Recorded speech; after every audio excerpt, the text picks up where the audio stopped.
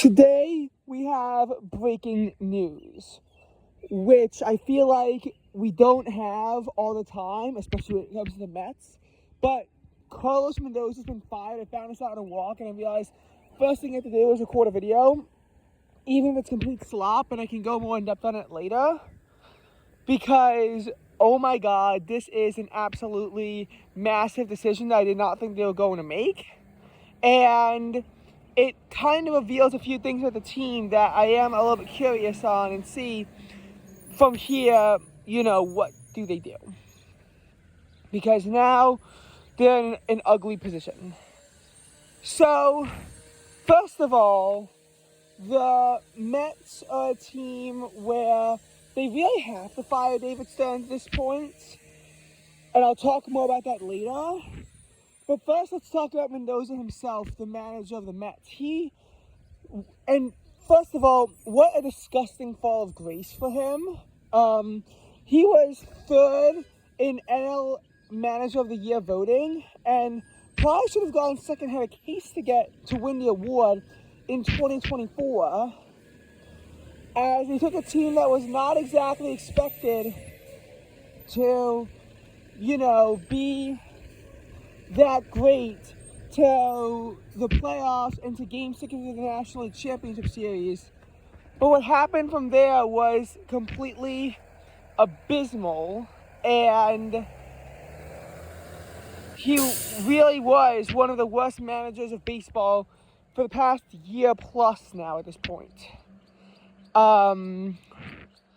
2025, they started off 45-24 in the best record in baseball. They finished off 38-55, and through the halfway point of the season, they now sit at 34-47. So, Carlos Mendoza managed exactly 2.5 seasons, so he managed 405 games. Of those 405 games, Mendoza won... This is a bit of mental math here. Mendoza won 89 plus 83 is 172 plus 34 gets us to, I think 206. I think he was 206 and 199, which again, is really unacceptable given the payroll of the team, given the superstars on the team. And no, I don't want to hear the injury excuse. First of all, Lindor's been terrible when he played.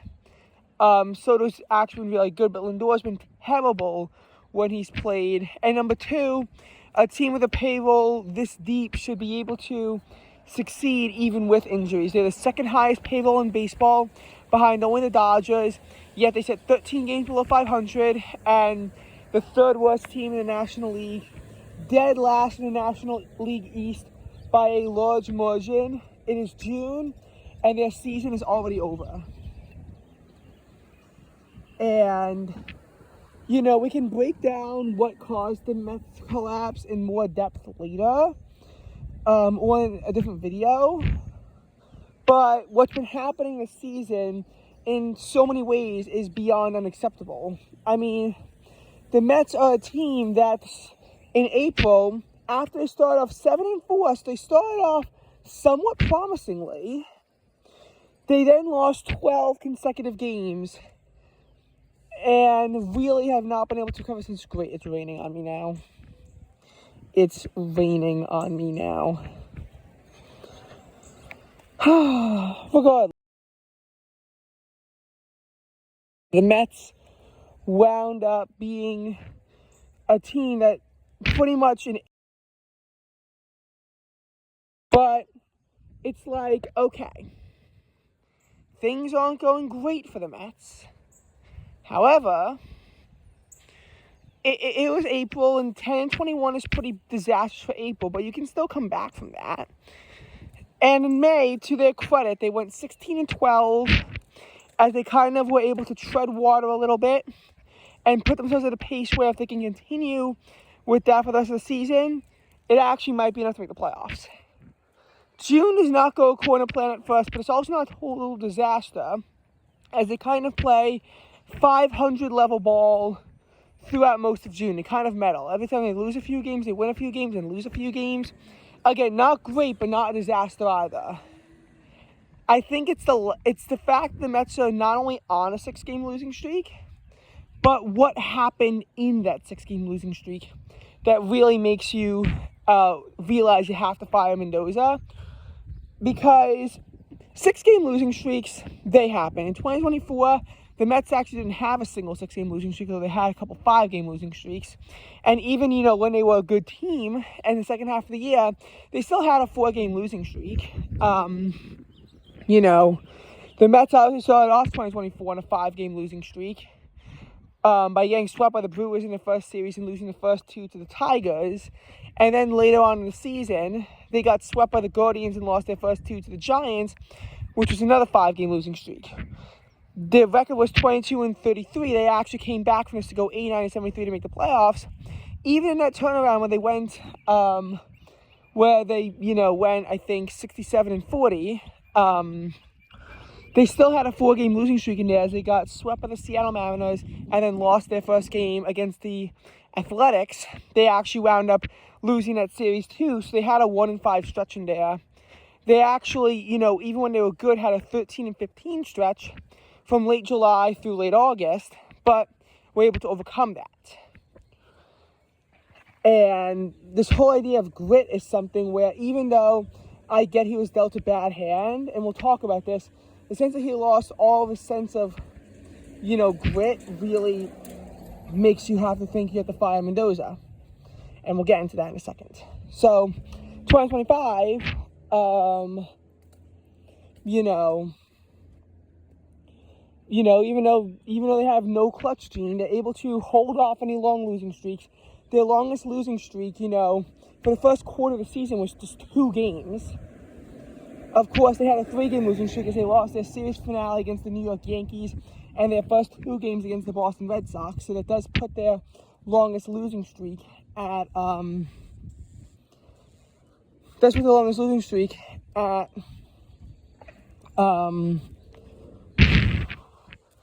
3 games. Then in June, they have a 7-game losing streak. They get swept by both the Rays and Braves and lose their first game against the Phillies. They wound not only losing the series to the Phillies, but then losing their first 2 games in their 4-game series against the Braves. So they go on a 1-10 stretch. And this was after they became the best team in baseball. But their streak was so bad, they immediately surrendered a 5.5-game, lead against the Phillies. And when they were kind of, close with them, they put the NL East completely out of reach by going on another 7-game losing streak in early August after they lost 4 and won just once. They had actually gone on a 1-11 stretch during this time by losing their finale against the Giants and then proceeding to get swept by the Guardians and Brewers. And keep in mind also the fact that the Mets got swept by the Padres and lost that series to the Giants. So again, 1-11. And that series against the Braves, even though they won the first game, wound up being a series lost. And they lost the opener against the Mariners. A disastrous 2-14 stretch for the Mets. And a 7-game losing streak. Despite all of that, the Mets are still in position to make the playoffs if they can have a decent September. After winning 3 of their first 4 games to start September, the Mets go on a disastrous 8-game losing streak. They lose their first 2 games against the Reds, the Philadelphia Phillies, before losing their first 2 games against the Texas.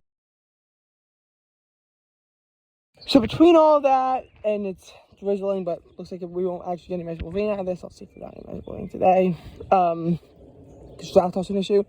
But regardless, the Mets, despite all of this, again, still in position to make the playoffs. Despite the 8-game losing streak, they're still at odds. While they do go 7-6 the rest of the year, the Reds go 9-4. It's also unacceptable because while the Mets played good against playoff teams like the Cubs and the Padres, they wound up playing poorly against non-contenders like the Nationals and Marlins, which wound up costing them their playoff spot. to the Reds. And remember, unlike the 2007 Mets, they collapsed. But the Phillies had to play their ass off just to catch up with them. The Mets blew their playoff spot to a Reds team that went just 48-45 as the Mets went 38-55. So the Mets blew a 10-game lead to them as the Reds didn't even play well. The Reds played mediocre baseball. But the Mets played ass baseball and lost their playoff spot because of it. So, after all this, in 2026, obviously Mendoza's doing a good job, and I get they started off 7-4. And to an extent, it does seem like the Mets might be turning the ship around a little bit. They went 7-6 in their last 13 of 2024, now 7-4. So at first I was a little bit optimistic, which I shouldn't be with this awful team. Because 14-10 in the last 24, even if it ended in a disastrous outcome, can be a sign of a ship potentially being turned. But you have to remember, even in this losing streak, the Mets still went on a 7-game winning streak in late July last year. They've had 4-game winning streaks this year. But it does potentially seem like the Mets might be turning the ship around. Then they lose 12 games in a row. Lose their last 2 against the D-backs. Get swept by the Athletics at home. Get swept with the Dodgers and Cubs. And then lose their series opener against the Twins. Win the series against the Twins, but then they just get swept by the Rockies at home. And then lose 2 out of 3 against the Nationals. A disastrous 3-17 stretch. May starts off with some degree of promise, and then the Mets lose all their good fortune by going on a 5-game losing streak as they get swept by the Miami Marlins, lose a series to the Reds. They do win 4 in a row, kind of medal around in June, which isn't good, but it's fine, and then again, a 6-game losing streak. But the 6-game losing streak is more inexcusable in of itself when you realize what actually happened. The Mets, before the losing streak, had an exciting 6-4 win over the Philadelphia Phillies. This is after they lost 2 out of 3 against the Reds, but won the finale. June was a month where the Mets, failed to, at first win more than 2 in a row, but also lose more than 2 in a row. So, again, meddling. But what happened on a 16 losing streak, and this is where the season really is over, because of 34-41, you have a chance. 34-47, you have no chance to make the playoffs. Especially when you look like the way you did. So after that exciting 6-4 win against the Phillies, the Mets lose 15-3. So June 18th they win. June 19th they have a day off of the World Cup. June 20th, blowout loss. I don't know what happened with Freddie Peralta, and he actually looked decent yesterday despite the loss. We'll talk about him, but he looked disastrous. He got only 8 outs and allowed 10 earned runs. Several players in the bullpen also got lit up. After that, Bryce Harper got his first career cycle, and it was just a disastrous outing. The next game, David Peterson gets lit up on June 21st and puts the Mets in an early 5-0 hole, although because of an error, one of those runs was unearned. And we'll be talking a lot about errors in the near future. He does go in the process, which for obvious reasons isn't good. And this is his last outing as a Met. But Peterson put the Mets in a very early 5-0 hole, and they lost 6-2.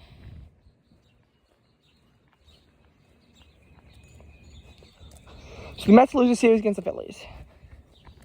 Against the Cubs, a 4-game series, they get swept in disastrous fashion. June 22nd is a rainout. There's much needed precipitation in New York City. The game gets rained out. June 23rd is a 9-6 loss. The Mets fall behind 5-0 immediately as Kodai Senga gets lit up. Got only 11 outs and allowed 7 earned runs in the process. After this, Kodai Senga's moved to the bullpen. We'll see how he does in the bullpen, because he might be able to have some degree of success. But Peterson's ERA before getting traded was, I think, around 6. Senga's was 10 before getting them over to the bullpen. Peterson at least went 3-6 in this game. Senga right now is 0-6. We'll see if the bullpen can find him more success. If not, I could see him being DFA'd because there's absolutely no trade value. Again, I'm honestly impressed that the Mets got as much as they did when they traded Peterson to the Cubs, but at least they got something for him. And we'll talk about this fire sale coming up too, and what the Mets really need to do to have any chance of contending in the near future. So, for the Mets, they lost badly. They were put into an early hole. They mounted a bit of a rally to try and come back, but it fell short. June 24th, Game 1, they actually have a realistic chance to win the game as they go up 3-0, after 4 innings. The Mets allow 10 unearned runs to lose 10-3. Nolan McLean is left in there for way too long. After going his first 4 innings scoreless, he then allows 6 runs over the next 2. He finished with 6 innings pitched but allowed 6 earned runs, which is really bad. And now his ERA is 4. I think the worst part about Nolan McLean is that he was actually set up to be a future ace after he went 5-1 in 2025, pitching to an ERA of around 2. So he looked good to start. I don't know what happened, but now McLean kind of sucks. Averages 4-5 with an ERA north of 4.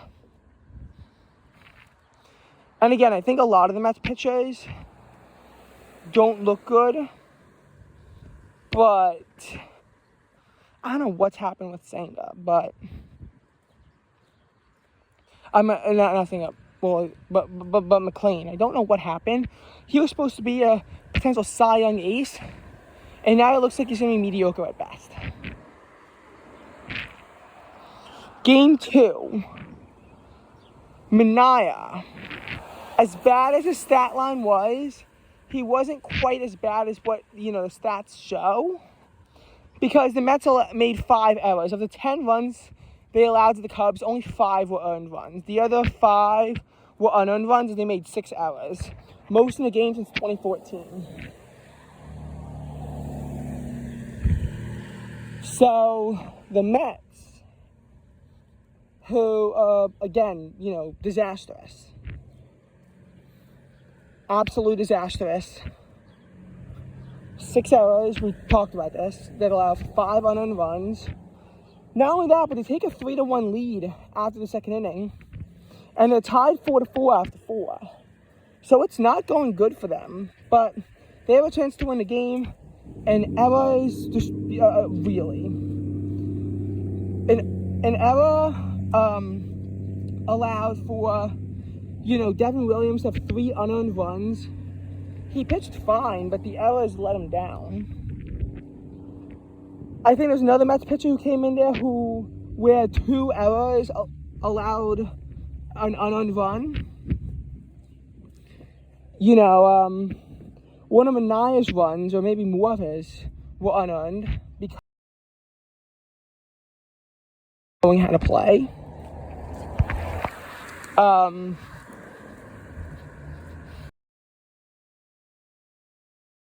And again, 6 hours in 1 night is completely unacceptable. And then last night, Peralta's 3 runs allowed are all unearned because of 2 errors in the top of the 6th to put the Mets in a 3-0 hole. They actually come back and tie it up 3-3, but then they lose 4-3 on a PCA double in the top of the 10th.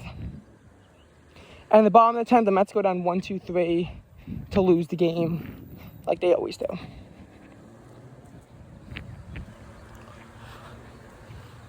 And again, the Mets have made 8 runs in their 8 errors in their last 2 games. Mets have had just as many errors as runs scored at a time when the offense actually doesn't look completely incompetent. I know it's hard to say, but against the Cubs, their offense was not exactly the issue here. Pitching and defense were. And, I can't exactly blame the Mets pitching in a game where they allowed 0 earned runs. Obviously, the ghost runner, got to be careful, but the loss was not on him. It was on the Mets fielders for not knowing how to play. And I don't know what it is, but this lackadaisical, not giving a crap about how you play, has been the Mets issue for a while. I can't blame Mendoza for being given a poor roster, but I can blame him for not being able to fire up his players seemingly at all. And the season has been a disaster. Hopefully, Stearns can take a reflection on this and realize that he has to hire a GM for the Mets to have any success. Maybe he shouldn't be fired just yet, but he absolutely needs to have a GM under him, because it's clear he cannot make these decisions alone.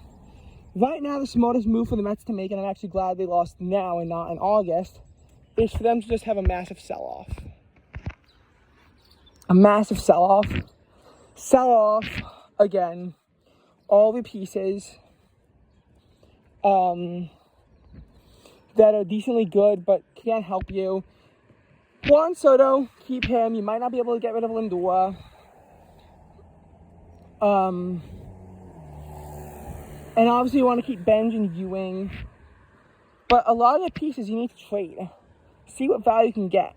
Again, Tong, Vientos, Beatty, Mauricio, Alvarez, I'm not sure what you can get for them.